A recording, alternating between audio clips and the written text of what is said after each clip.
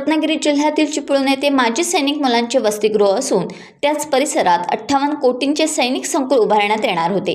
याचा परिपूर्ण प्रस्ताव शासनाला सादर करण्यात आला। आमदार शेखर निकम यांनी या प्रस्तावाचा पाठपुरावा केला, मात्र सैनिक कल्याण संदर्भातील बैठकीत चिपळूण येथे उभे राहणारे माजी सैनिक संकुल ऐनवेळी साताऱ्याकडे वळवण्यात आले। त्यामुळे रत्नागिरी जिल्ह्यातील माजी सैनिकांमध्ये नाराजीचा सूर आहे। रत्नागिरी जिल्ह्यात आपण विचार केला तर मंडणगड, दापोली, खेड, चिपळूण या भागामध्ये माजी सैनिकांची संख्या जवळजवळ 7 ते 8 हजारच्या आसपास आहे आणि त्या माजी सैनिकांची संख्या, त्यांची कुटुंब ह्या भागामध्ये अधिक आहे। अनेक युद्धामध्ये, दुसऱ्या महायुद्धात असेल, भारत-पाकिस्तान असेल, भारत-चीन असेल, नुकत्याच मध्यंतरी झालेल्या कारगिलमधल्या युद्धात अनेक सैनिकांनी आपली काही प्राणांची आहुती दिली, काही सैनिकांनी त्यामध्ये योगदान दिलं आणि अशांसाठी एकंदरीत पूर्ण राज्य शासन माजी सैनिकांबद्दल नेहमीच आग्रही असतं आणि तितकंच हळवं असतं। आता ह्या माजी सैनिकांची संख्या उत्तर रत्नागिरीमध्ये अधिक असल्याने त्या ठिकाणी आत्ता असलेल्या वसतिगृहांची संख्या पाहता चिपळूणमध्ये शहरात असलेल्या वसतिगृहामधील मुलांच्या 40 मुलांच्या 2 बॅचेससाठी मुलांचं आणि मुलींचे वसतिगृह माजी सैनिकांच्या मुलामुलींसाठी आहे।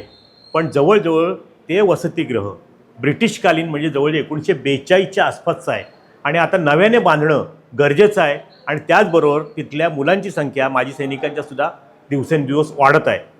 ह्याचा सारा विचार करून जिल्हा सैनिक कार्यालयाने अतिशय परिपूर्ण प्रस्ताव जवळजवळ 59 कोटीचा माजी सैनिकांची स्वतःच्या असलेल्या 32 गुंठे जागेत बांधण्याचा प्रस्ताव शासनाकडे पाठवला आणि त्यानंतर ज्या राज्यपालांच्या अध्यक्षतेखाली जी समिती असते त्या समितीमध्ये पूर्ण महाराष्ट्रातले 6 जिल्ह्यांचं अशा प्रकारचं सैनिक संकुल बांधण्याचे प्रस्ताव त्या इतिवृत्तामध्ये होते, अजंठ्यावरती होते।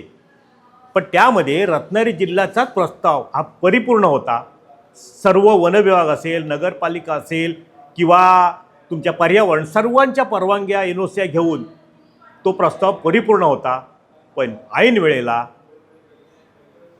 काय झालं आणि तो प्रस्ताव बाजूला ठेवण्यात आला आणि त्या ठिकाणी असलेले राज्याचे सैनिक कल्याण जे खातं आहे शंभूराव देसाई यांनी आपल्या साताऱ्यामध्ये अशा प्रकारचं संकुल बांधण्याचा त्या ठिकाणी निर्णय घेतला आणि रत्नागिरीचा हा प्रस्ताव मागे पडला। दरम्यानच्या काळात ह्याच संकुलासंदर्भात चिपळूण संघर्षाचे आमदार शेखर निकम यांनी तारांकित प्रश्न उपस्थित केला होता आणि त्यावेळेसुद्धा त्या ठिकाणी त्यांना हे संकुल बांधण्याच्या संदर्भातला काही माहिती किंवा त्यांचं उत्तर तेही आलं होतं।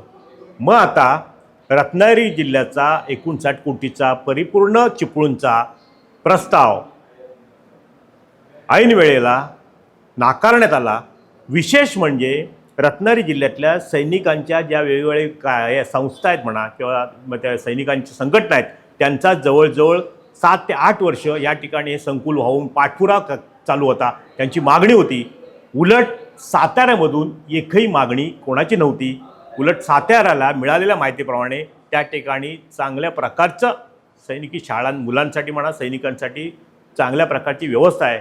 मग असं असताना दुर्दैवाने रत्नागिरी जिल्ह्यातील चिपळूण तालुक्यातील हा सैनिक संकुलाचा प्रस्ताव का बाजूला ठेवण्यात आला आणि तो त्याऐवजी साताऱ्यामध्ये काही नसताना त्या ठिकाणी साताऱ्याला असं संकुल उभारण्याचा निर्णय का घेण्यात आला याबाबत मात्र उलटसुलट चर्चा आहे। पण एकंदरीतच सारा विचार केला तर आमदार शेखर निकमांनी घेतलेली भूमिका, त्याला मिळालेले उत्तर आणि संपूर्ण केलेला हा परिपूर्ण प्रस्ताव फक्त राज्यपालांच्या अध्यक्षतेखाली असलेल्या समितीने म्हणजे राज्यपालांनी त्याला मान्यता द्यायला हवी होती, पण कुठे माशी शिंकली आणि तो प्रस्ताव आता साताऱ्यात गेला। सारासार एकंदरीत ह्या सगळ्या परिस्थितीचा विचार केला तर खरोखरच आमच्या जिल्ह्यातील माजी सैनिकांचं दुर्दैव आहे असंच म्हणावं लागेल। टाइम डिले करता किशोर मुळसं, यश मयेकर, रत्नागिरी। टाइम्स डिजिटलला लाईक करा, शेअर करा, सबस्क्राईब करा आणि बेल आयकॉन दाबायला विसरू नका। Times digital